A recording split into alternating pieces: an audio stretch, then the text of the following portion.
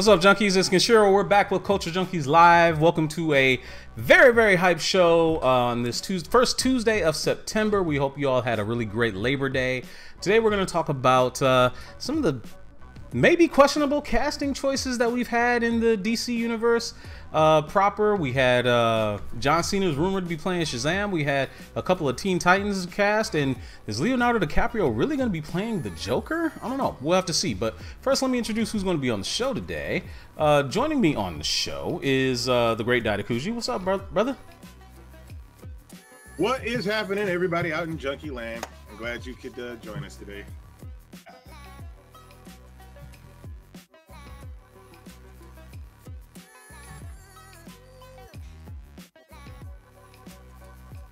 Not too much. Everybody is blessed to have me here today. Blessed? You sound like you got a little bit of a sore throat there, man. You all right? Oh, I'm good. Yeah, I'm always good. You sure? Always. Okay. Oh, man, he sounds got that nice rich baritone in his voice. It sounds really good. We also got Eric Joseph joining us today. How you doing, guy? I'm doing all right. It was good seeing you all yesterday. And my question to everyone is, are you going to eat that? Oh, wow. Are you going to eat that? He says. For those of you that don't know, we had a nice little housewarming at Dido's house. We all joined and had some mirth and merriment out there. So let's get to it, guys. First, let's talk a little bit of little news in the nation. News in the nation right now. First thing we're going to talk about is we're going to talk about the apparent casting of Leonardo DiCaprio as the Joker. Now, this is some kind of a rumor that's going on out there, and we'll get more into it later. But one of the rumors is that the Joker movie, the standalone Joker movie, they want Martin Scorsese to direct, and they also want Leonardo DiCaprio to play the Joker, which would push Jared Leto out of the role. But then there's also confusion about whether this is going to be a standalone, not connected to the DCAU. I mean, I don't know what to make of this. What do you guys weigh in? Do you think Leo will make a good Joker if he gets the role? Well, actually, it is separate from the DCEU. There would be two on-screen Jokers, which is, I was talking with Hand of Omega about this yesterday, was how often DC and Warner Brothers would set up this red tape. Okay, this character's on screen. You can't have him on TV. But now you're going to have two Jokers on screen. Oh, that's not going to create confusion. So, yes, you would have Jared Leto in the DCEU, but you would have this other Joker. And by the way, Scorsese would be producing. Todd Phillips of the Hangover trilogy is supposed to direct. But, Leto is apparently fuming that someone else other than him will be playing the Joker. And although I don't care for Leto as the Joker, it's understandable. If you tend to put years of your life into a project and then bring in someone else to do, like, even if it's a one-shot movie, and what if it turns out to be better than what you're doing? But I can't remember if it was the Hollywood Reporter or Variety that said that Warner Brothers is trying to court DiCaprio for the role, but they did say that he's probably not expected to take it. But I think it's kind of twofold. They're trying to get him to play the role, but if he doesn't take it, that just shows that they're throwing out these A-list actors who have, all this clout behind them, and they're like, okay, we want someone like DiCaprio, but if we can't get him, we want people that are in his echelon. I think that's what they're going for, but still, the whole situation's iffy. Could it be a good movie? Yes, but it's just the fact that they're humanizing the Joker, and to give him an origin without Batman is just plain goofy. And before I pass it along, I will say that I can't remember the guy who was writing the screenplay, but a friend of his is an MMA fighter and recently appeared on a radio show and was talking about it. I mean, what does the guy have to lose? He's just talking about this movie his friend's writing, and he said the Joker is a kid born with a permanent smile who was picked on. And do we really want that kind of humanization for the character? A lot of people like the mystique to him, and it's I really don't know. I think Yeah, they're just but throwing whatever at the wall and seeing what sticks. that may be. But do you think he could do the role? GQ, what do you think? Do you think he'd make a good Joker? Leo's a great actor. The issue I would have with it is, and it's what I've always said about the Joker, unless you let him get down and dirty, sinister to the point of like doing, vicious things on screen that like kids shouldn't be watching, you're still not giving me the Joker. You're giving me an approximation of what the character is believed to be, but you're not giving me what he actually could be at his worst. And it's like, with Scorsese just producing, like, that's, to me, that's also a waste of a great director. It's like, if Scorsese's on the project, he should be sitting in the director's chair. If you got Leo in front of the camera, Scorsese should be the director. And if it's a Joker movie, it needs to be a very, very hard R rating. So, and again, it's not a knock on DC, but I mean, it's like, why would you, like Eric said, have two on-screen Jokers? Granted, I didn't like Leto's Joker either, but it's like, dude, you cast the guy as the Joker, and you didn't really let him be the Joker. You just basically gave him a couple of scenes, cut most of his stuff out. So, I don't know. I mean, it's really odd to me. It's like, I don't like the idea of like splintering the talent that way. I mean, look at, just to bring it back to a better example. We don't have two Tony Starks running around. We don't have two Thors running around. We don't have two Captain Americas running around. Mm-hmm. It's like, who's who, and that's it. That's who they are. End of story. So you don't need two Jokers running around in DC, especially with that being their most iconic villain of all time. So I think Leo could definitely play the part, but if this is true, the way they're going to approach it that way, it's really weird. It doesn't really make too much sense. All right. Man, I swear you really sound like you got a cold there, man. You need to take some cough syrup, some Robitussin. Get that looked at. Dido, what do you think about Leo playing the Joker? Well, I've stated this before. DC is stupid. I'm not going to say those exact words, but if these are rumors, if they're true, okay, maybe I should take that back. If they're trying to create a cinematic universe, DC is stupid. They're going to just do movies like how they do the comic books, then it's okay, because in the comic books, as many of you guys out there may or may not know, I don't read them, but I know a little bit about them. Of course, you got different universes. I'm hearing now that the Joker is apparently humanized and running for some kind of political office. Yeah, office, and that's not the Joker we grew up with. That's not the Joker that was in Adam West. That's not the Joker that was Jack Nicholson.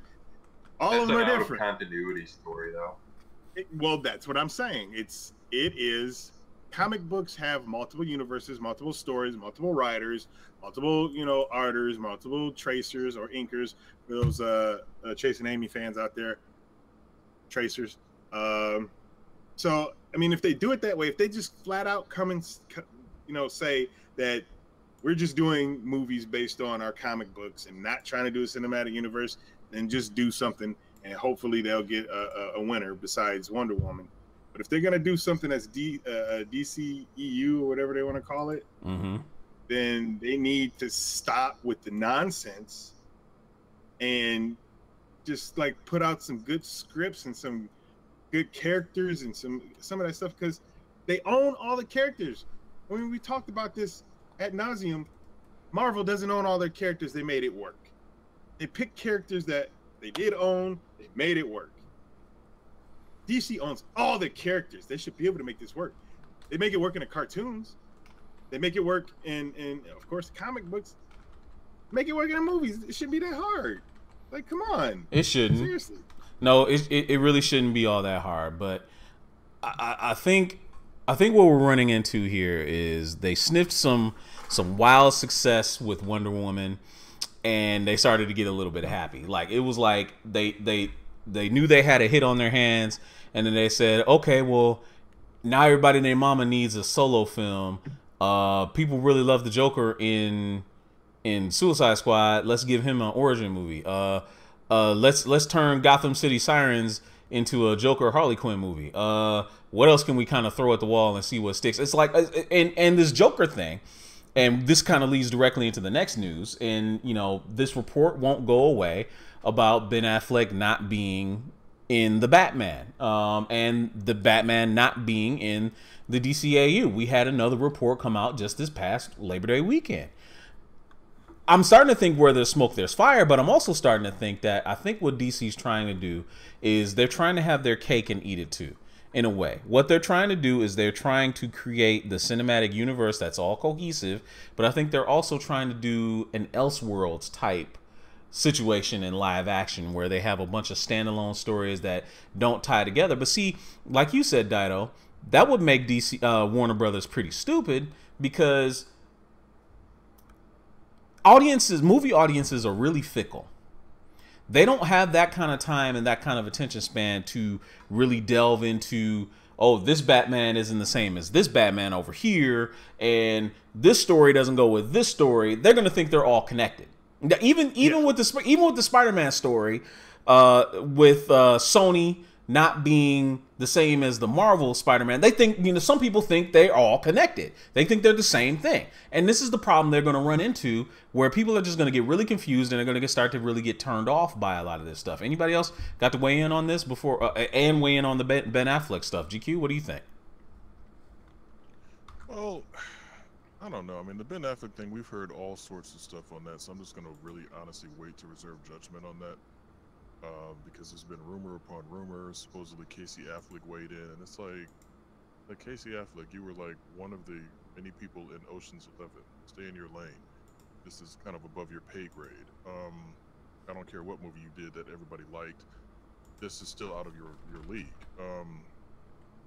Realistically, I mean, I hope Ben Affleck stays on as Batman. He's probably the closest we're ever going to get to what we want Batman to be as far as the action sequences go.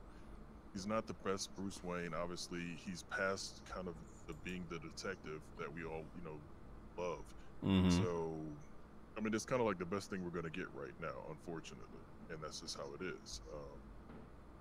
So hopefully, I don't know, we'll see what happens. But I mean, to me, it's like, I remember once upon a time, Jeff Johns was supposed to be basically DC's Kevin Feige on this thing, and I'm not seeing like a whole lot of cohesion on their side of things as far as like keeping things together, you know, making things work, having, you know, one film lead into the next or whatever. So I don't know. It is what it is. I mean, again, if they don't want to do it Marvel's way, that's fine. But yep, absolutely fine. Make a nice declaration of it, and then let's cut out some of the rumors, because it's starting to make them look bad. Like they can't seem to keep their shit together, or keep it all together in one neat lane. Now, here's some other casting news that we kind of were talking about and kind of made the rounds. A couple of the Teen Titans were cast.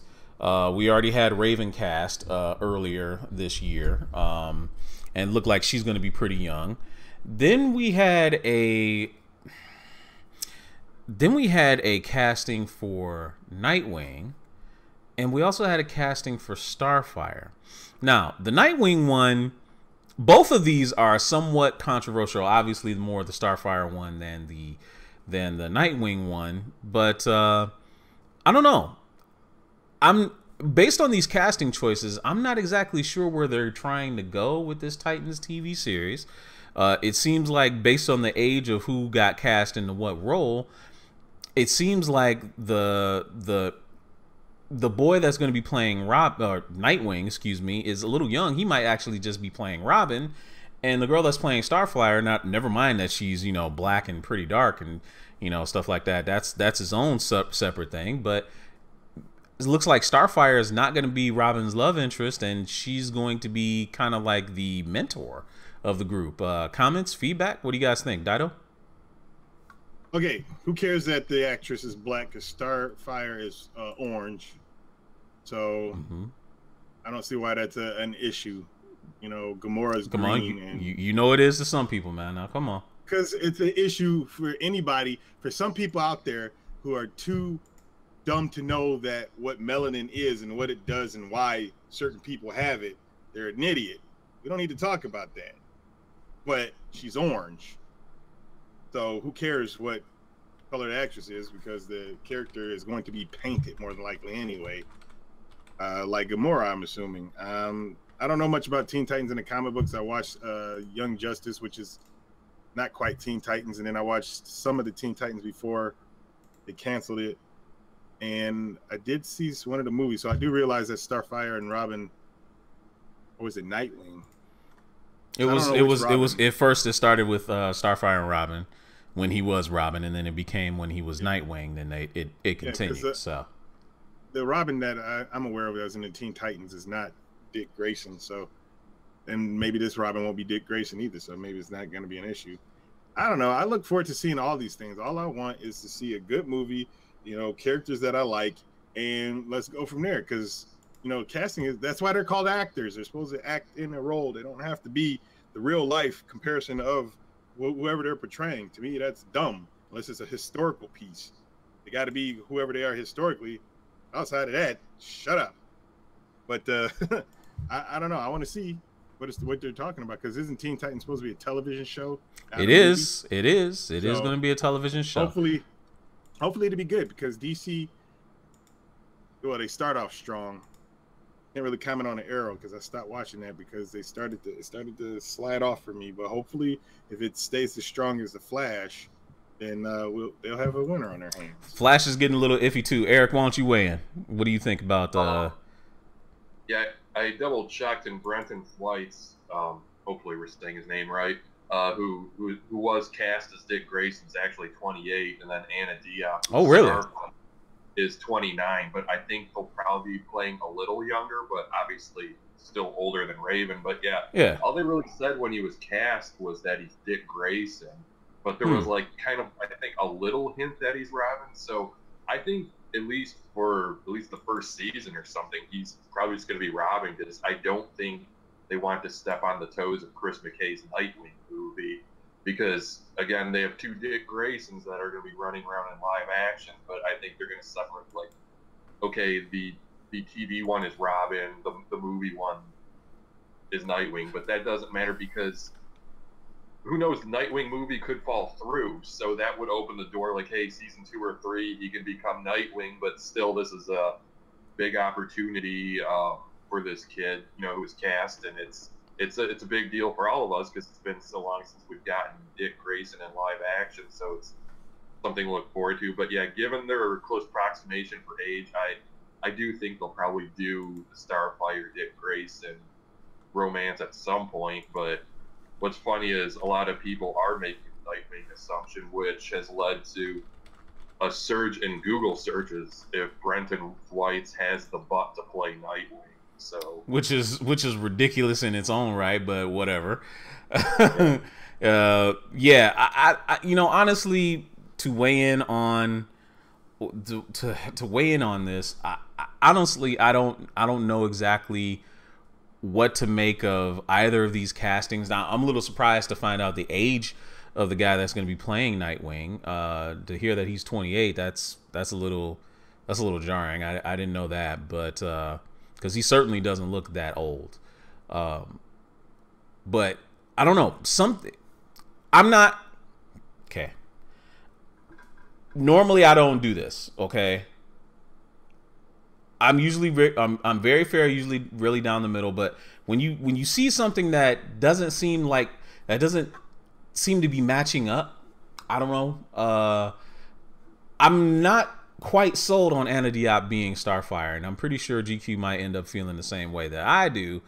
And this isn't totally just based off of looks, but just seeing her in other things, I just Starfire's personality is, or has been portrayed as, kind of bright, cheery, bubbly, almost airheady, like a kind of almost like a somewhat like a ditzy blonde or a naive blonde.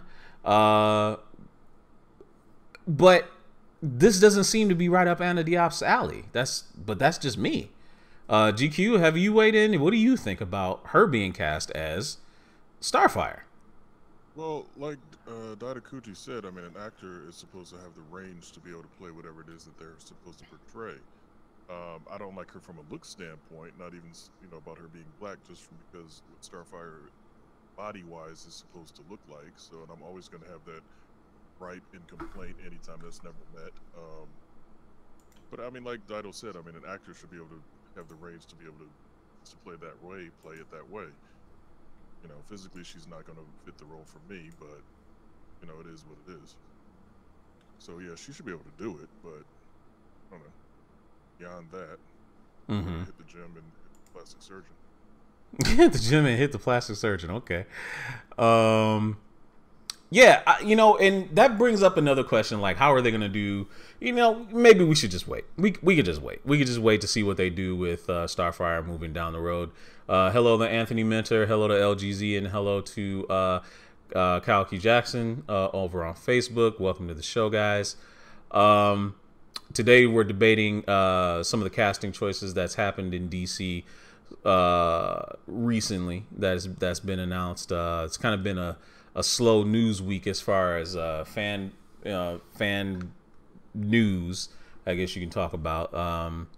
There isn't really too many games other than Destiny 2 getting ready to coming out today for the majority of everybody that hasn't seen it yet.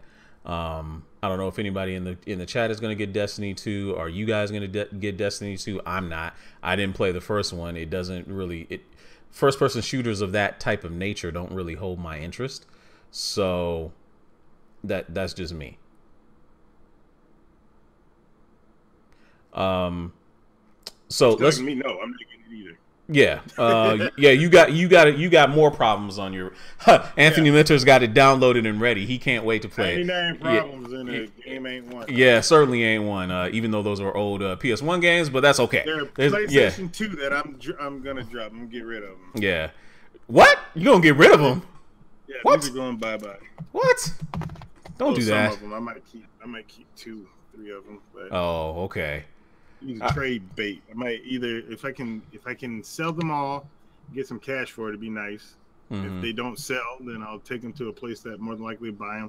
Probably get 50 cents for each one. Yeah, right. Each one. Right. We'll find out. I mean, anyway. But crackhead prices? That's not good. Crackhead prices. I know, right? I don't know. Might as well keep them at that point. Might as well. Well, I don't know. We'll see. You'll never end up playing them anyway. So, not true. Okay.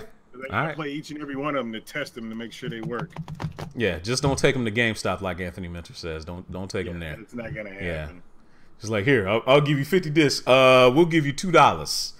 $2 in a with your 60% bump up upgrade, we'll get you $4. Something like that. Yeah, man. Oh, what a racket. What a racket. But you know, I did clean up actually this weekend at GameStop. I took some games in, took advantage of that 60% bump up, and I have $100 in store credit. And I'm gonna put that towards 2K. Yeah, I'm gonna put that towards 2K coming out next week, baby. Can't wait. 2K, NBA 2K, can't wait. That's gonna be great. I don't know what else I should spend it on. I don't know, maybe some more t-shirts and collectibles or something like that. I have no idea. But anyway, guys, it's 9:30. But you know, since we're doing like casting discussions, right? I thought it'd be a pretty good idea if we did kind of like a fan cast of a property that hasn't been released yet or hasn't been talked about yet. And you know, seeing as how there's a lot of things that seem to be in the hopper, but none of them are like really even far enough to really even be talked about, with the exception of one, long rumored, and has absolutely nobody attached to it, and that's the Green Lantern Corps. We figured, you know, this is something that DC is going to eventually end up doing. They're going to eventually end up bringing out. So let's go ahead and let's think about what would make a good DC Universe movie in the context. I mean, a good Green Lantern Corps movie in the context of the confines of the DCEU. So, let us begin. First, we need to think about who's going to be the protagonist of a Green Lantern Corps movie. We've already had a solo Hal Jordan movie. Would we think that they're going to do Hal Jordan again, or would they skip over him and just go straight to John Stewart? I think they would do that. They would either go John Stewart or John Stewart and Kyle Rayner, or maybe even make it a kind of like a buddy cop type thing with John Stewart and Guy Gardner. Thoughts?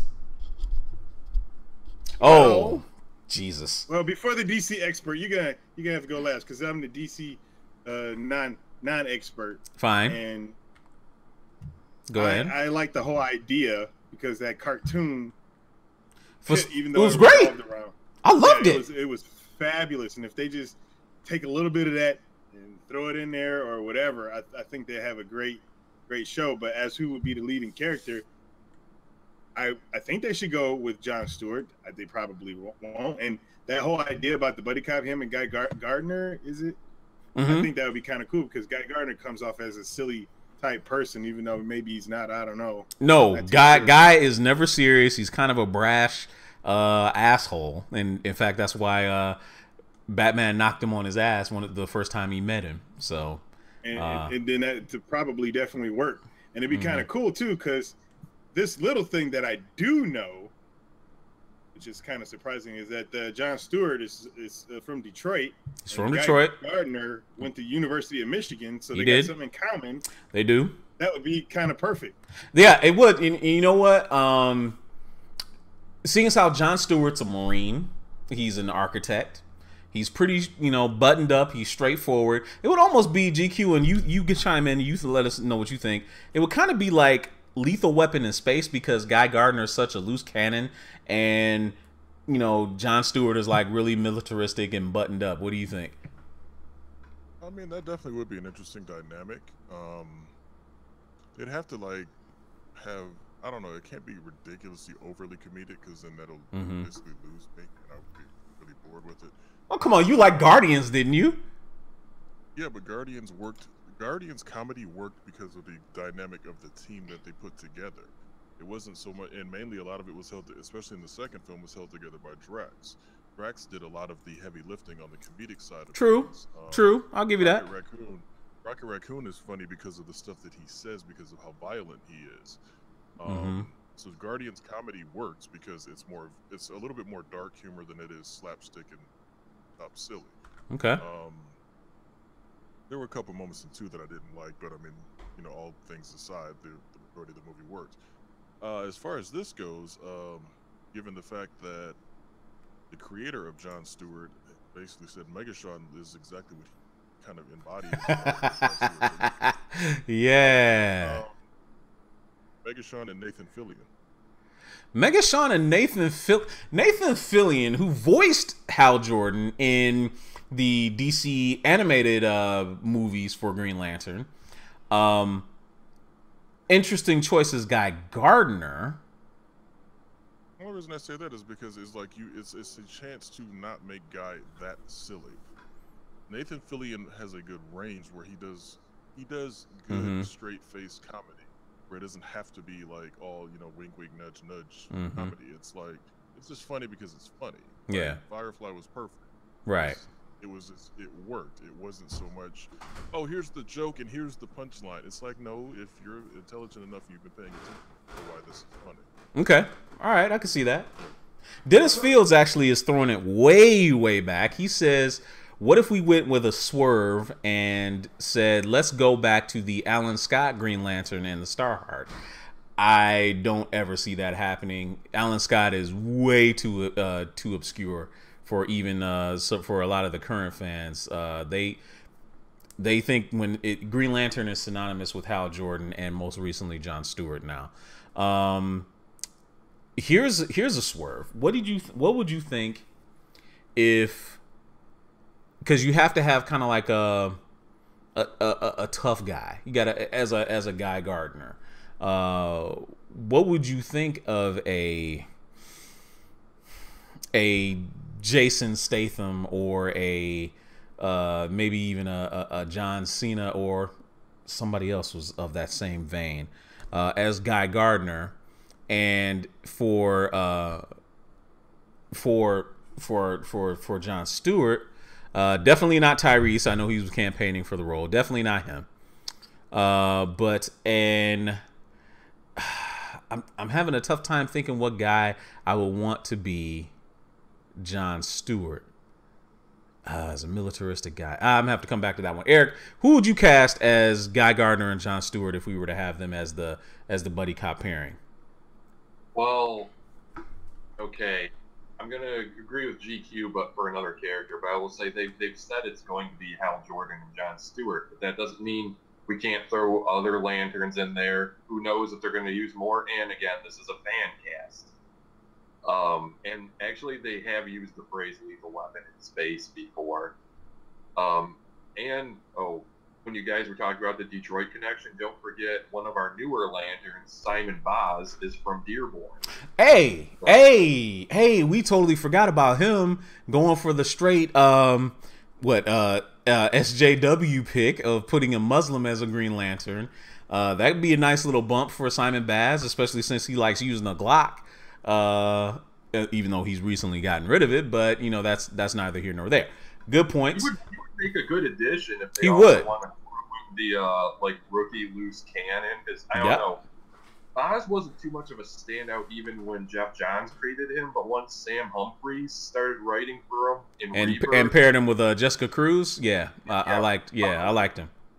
Yeah, I love Simon Baz now, and he's I think been one of their breakout characters and doesn't get enough recognition. But I would say Fillion for Hal, but I don't know if they'd go for that because he's voiced Hal. He's voiced Hal, and I just think I think he may have aged out. But that's just me. I think he may have aged out of the role. Yeah, like my pick for Jon Stewart, I don't know, because if we're still going Lethal Weapon here, you know, you're thinking of that Murtaugh role. I would want, and you know, he's that military man, that hard ass. I would. My Jon Stewart, I've always wanted Dennis Haysbert for the role, but that's if they want to go younger. He's way too old, in my opinion. Wouldn't you say, GQ? He's way too old for a Jon Stewart. I mean, great pick. Dennis Haysbert. Dennis Haysbert as Jon Stewart. Yeah, he's got a good voice for it, but yeah, he might be a little bit on the old side. On the older side. Depending on if you're trying to make this into something that's going to have sequels and follow-ups and bring in films and various things like that. Honestly, I think both of them have to be somewhat young. You can't really go with the as nice as it would be to have like an Idris Elba and something like that. You need the younger people to fill these roles in. Now, obviously, I'm still not saying Tyrese. No, because that would just be annoying to me. Yeah, the fans in there in the Facebook chat are saying hell no to Tyrese, not at all. But I mean, you need somebody around that age, though. Now, obviously not him, but somebody like in their late 20s, early 30s. Similar Anthony Mackie, maybe age group, maybe similar look. Mackie's actually fairly old, if I remember right. He's not super old, but I mean he's older. Okay. Yeah, and the thing is, it's got to be somebody that can, carry it. Carry one half of a film. Here's an interesting pick, and this is like he's a little bit older, but I think he's got the physique, and I think he could do it given the chance. What about? Oh yeah, Anthony Minter's got it. Mahershala Ali, he could be a good Jon Stewart. He was damn good as Cottonmouth. He could be a damn good Jon Stewart. I think he could do it. Mahershala Ali, that's a good one. What about that one bald guy that always looks upset and angry? And he's not bald though. He's not bald. He's not bald. What? He's not bald. He's not bald. He's got hair. My pick was gonna say before Mahershala Ali came up, I was gonna say maybe Taye Diggs might be a decent pick. The softest man on the planet. Okay. The softest man on the planet. The softest man on the dude. No, I cannot buy Taye Diggs as an ex-Marine. Okay. All right. Fine. Oh, Dennis Field says Michael Jai White. Similarly, probably too old. Great voice. Probably too old. Now, what about Derek Luke? I mean, he. No, Derek Luke is another one that's kind of just like, Okay. He gets on screen, he just kind of like, best y'all could have found. All right. Should we go ahead and say? I mean, even though he's tied up in Star Wars land, should we? No. That's the other thing, and then it goes back to something that No John Boyega? said in the past. But you can't grab one and then use them for everything. It's the same thing with Michael B. Jordan. Yeah. Michael B. Jordan did that one film. Everybody wanted to put him in everything. It's like there's other black actors out there. Right. Calcu Jackson's like, Calcu Jackson saying might as well throw in Morris Chestnut too while we're at it, since we're throwing out all these ones. Yeah. What about no. There's other actors out there. Yeah, I was gonna say Mehcad Brooks, but dude, no. He's I already don't like him as Jimmy Olsen in Supergirl anyway. I'd rather not. He might be too short. But Denzel Washington's son that's on Ballers, what's his name? Nobody here watches Ballers apparently but me. It's The Rock, man. Come on now, you're gonna not watch The Rock? I haven't. I'm sorry. Anyway, Denzel Washington, as everybody may know, has a son. He's on the show. Michael. I'm gonna get his name in a second. I wish I could remember. It's something Washington. Anthony Minter says Michael Peterson is Jon Stewart. Not really too sure who that is, but I think he might be too short because I think he's shorter than his dad. Okay. I mean, height really, honestly, doesn't mean much of anything when it comes to movie magic. I mean, granted, yeah, Jean-Claude is pretty short, so I mean, they can make it work. Is 5'2". Yeah, they can make it work. They can make it work. Tom Cruise is 3'6", and nobody really does. Right? But he looks like the most imposing action figure ever, you know, in some cases. All right, well, fine. We're a little deadlocked, and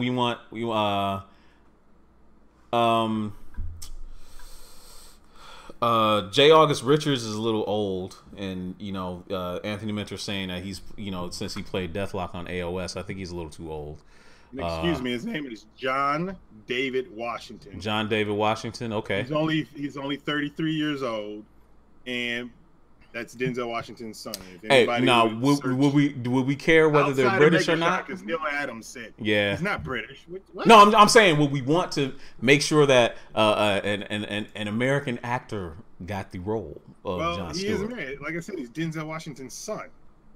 No, I'm just saying, like, should we just pick American actors? That's all. I mean, I know some people out there have a problem with it. That if you're born on a certain part of this planet, that you're not qualified to act.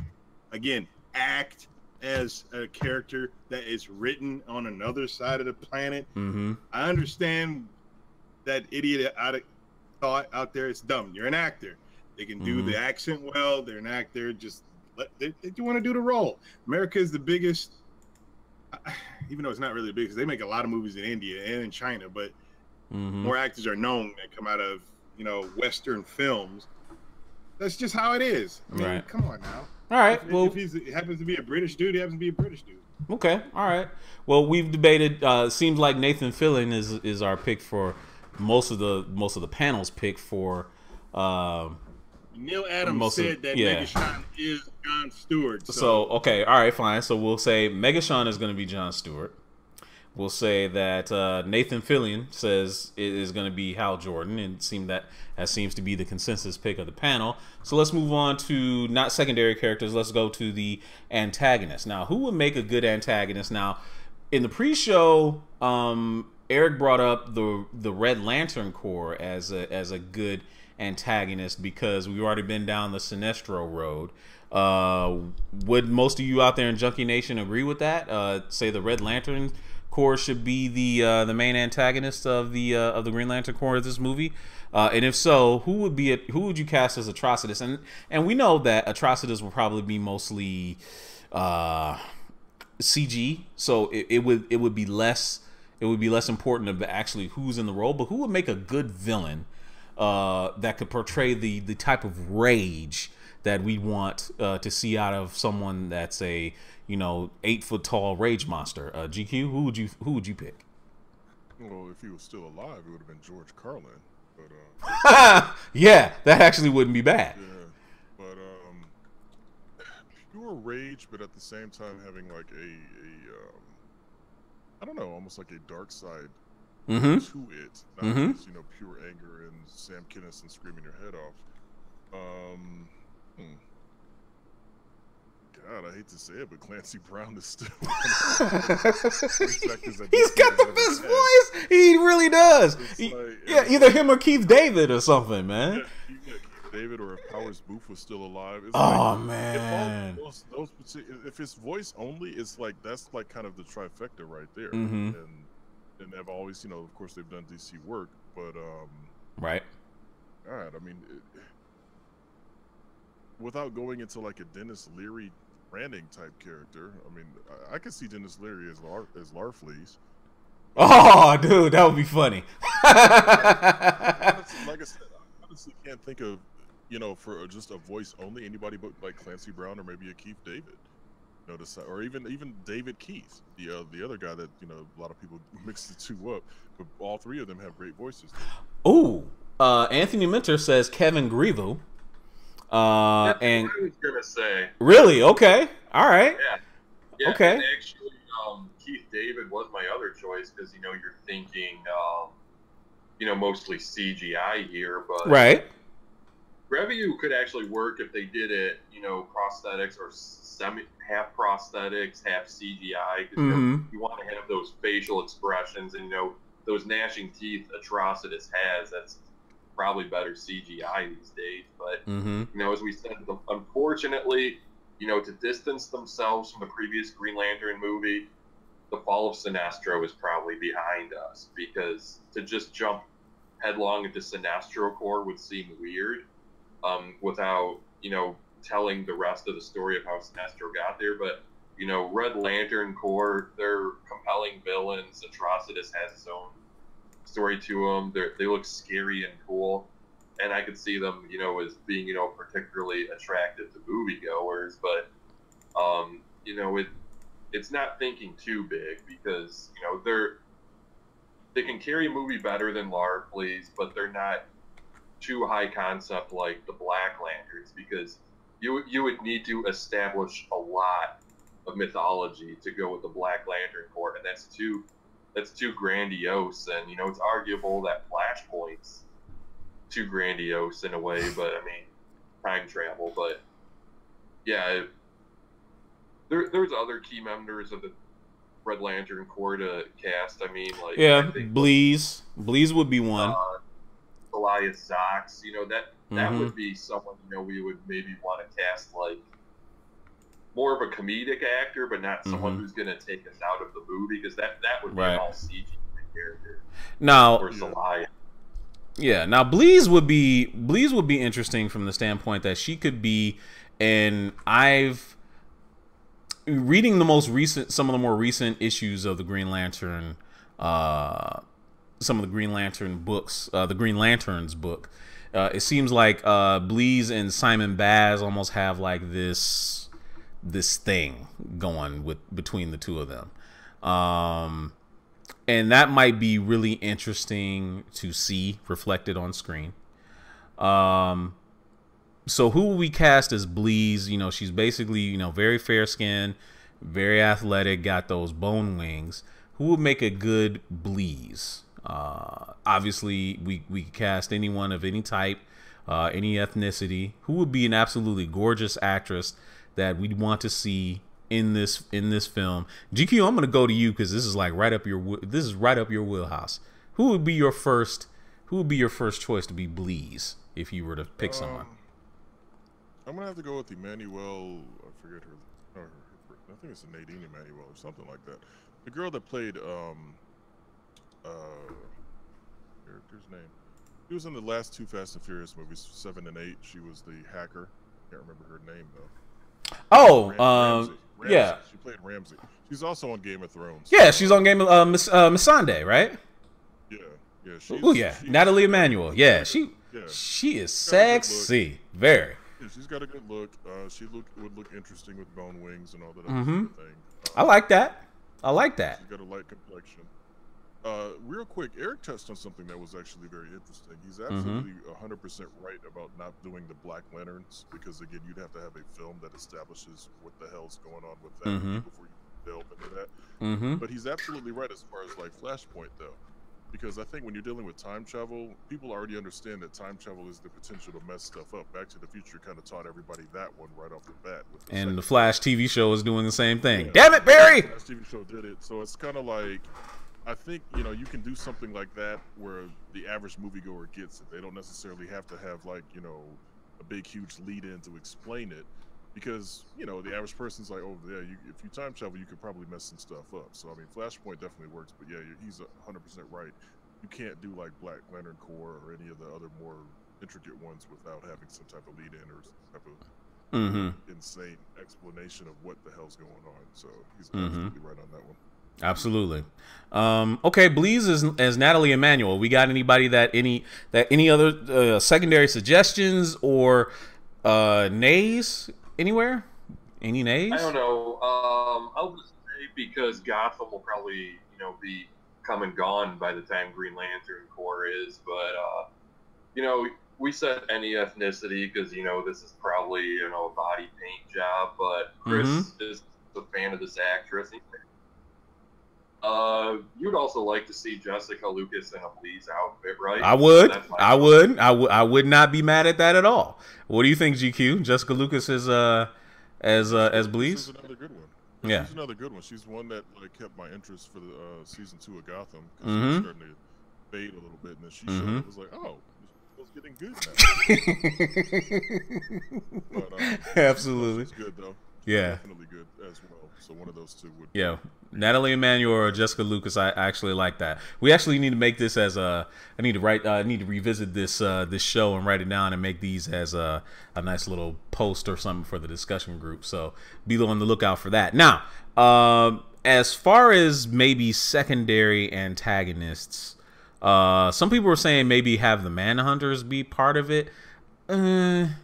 I mean, we've seen the whole, mindless robot thing kind of done to death. I think having the Red Lantern Corps as an antagonist might be a better fit. But let's cast some secondary characters and maybe a love interest. If Bleeze ends up not being a love interest, or since we have 2 Green Lanterns, if each of them has a love interest, Bleeze being one. A secondary one probably might end up being, because it's John Stewart, maybe Fatality, but we'd have to set up that whole storyline between them. That might take some time, so maybe she's not a good choice. But Arisia is a good choice. So is Soren Natu for as they are both fellow Green Lanterns. Soren having the distinction of being Sinestro's daughter, so that might have an extra carried weight to it. She could be kind of like a tortured type character, living with the shame of trying to redeem her fallen father's legacy or whatever. So if we were to pick Soren Natu, who would look good as a pink shaded alien? Okay, but here's the problem with that. Now you gotta, if you bring in Sinestro's daughter, you gotta explain what's going on with Sinestro. Well, you say that he's already been banished to the universe of Quard for his transgressions, which would, in a way, kind of pervert the origin of Hal Jordan and Sinestro anyway. But I think they can work it. Are you gonna tell that story as flashbacks, or that's Yeah, why not? Like previously on Green Lantern. During the opening credits, you got like, oh yes, Sinestro started up his own corps, but like he sucked, and we banished him, but his daughter's here. So it's like you can't, like Eric said, you got to have the fall of Sinestro as an actual, like, it's got to be done. Yeah, you can't just gloss over it like it never happened. No. Here you go, and here's his daughter. She showed up. It's like, right. I don't like when they do that with films. It's like, right. Look, it's a great story to tell. Especially how Hal and Sinestro were like, buddy. They were good. Yeah. And I like there was a thing that happened during oh god, I forgot which particular arc it was, but he basically outright told Hal, it was like, look, man, we were never really enemies. Right. He's like, I've always respected you. Right. It's just we had difference of opinions. Yeah, that's right. it. So it's like you can't pass that up. I don't care how bad of a mistake they made with the first Green Lantern movie. That story and that relationship or whatnot has to actually be shown before you do anything else with Sinestro. Because it'd just be stupid. He's just another dude that went bad, and it's like, come on now, it's you got to do something right. You can't just just jump into that and then be like, oh yeah, his daughter's here, and Well, what happened to her father? Because her father was Right. a pretty important character. Or they could maybe dance around her origin as Sinestro's daughter, and like they could reveal that later.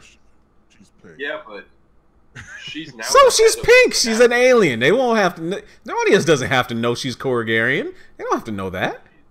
She's now the head of the Sinestro Corps. It might Yeah. be plus. She's normally a romantic interest for Kyle. Kyle Ray. I know, but hey, stuff changes all the time in movies, man. It can happen. We understand that, but at the same time, it's a forced love interest. It's not necessary. Just bring in the Star Sapphires as not the antagonists, but possibly part of this universe, because that also brings a natural love interest for Al and John. Yeah, but see, now we're getting a little bit too big. Now you're starting to bring in the Star Sapphires. You already got the Red Lanterns. Next thing you're gonna say, let's bring in the Blue Lanterns. Let's mention the Orange. I mean, yeah, we can do all that, but that doesn't necessarily mean we need to bloat the cast and say everybody's got to have their part. I think we should just kind of try and keep it a little bit focused here. That's just me. I mean, what do you guys think? Focus. Don't give them a love interest. You're already gonna have like hot women on the opposite side of things that are going against them. You don't necessarily need to have, you know, the standard love. Because again, like you said, it's Lethal Weapon. Mm-hmm. Yeah, Murtaugh was married, and like Riggs was like, trying to find, whatever his next chick was gonna be. It's not necessary though. You don't have to necessarily do that. Yeah, that's true. Yeah, coming out of the chat though, they're saying Ruth Negga would look really good as Soren Ignatu. Yeah, Anthony Minter's bringing that up. Yeah, I could see that, but is she movie star? Yeah, I don't know. I think she's playing a love interest. Love interest is not. Love interest is not the hardest role to play. No, it's not. I'm not saying. No, I'm saying no. I know she's a competent actress. She's really good. But would she bring them out? As far as like being the love interest or whatever. Like, would she do what Megan Fox did for Transformers, or say Scarlett Johansson did for what was that movie with? Did you honestly just say what Megan Fox did for Transformers? Hey man, there was a lot of teenage boys that went to go see Transformers for her. Come on now, there's a lot of teenage boys that went to go see it for Megan Fox in those hot pants. A lot of them, and that's not discounting Scarlett Johansson and her allure. I'm just saying, is Ruth Negga on that same type of attraction level? I'd say no. So that's just me. If you put her up against Jessica Lucas or Natalie Emanuel, right? No, she wouldn't. Right. It doesn't matter. If she's the only humanoid woman standing around. When you're on a planet like out in the middle of nowhere, I think she'll be okay. It's like you got to do what you got to do. But I mean, right? Let's just be real. It's like that's not fair to put her up against those other two because she's not on their level. All right, so we're getting kind of close on time, but we got one more role to cast, and I think that says of the drill sergeant of the Green Lantern Corps. Who will play Kilowog? Who would be a good Kilowog type? Arlie Emery. Arlie Emery. Dido, are you still there?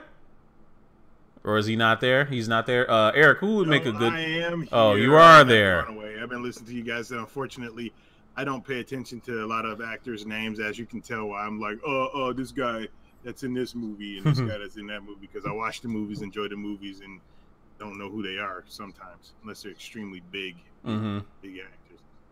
But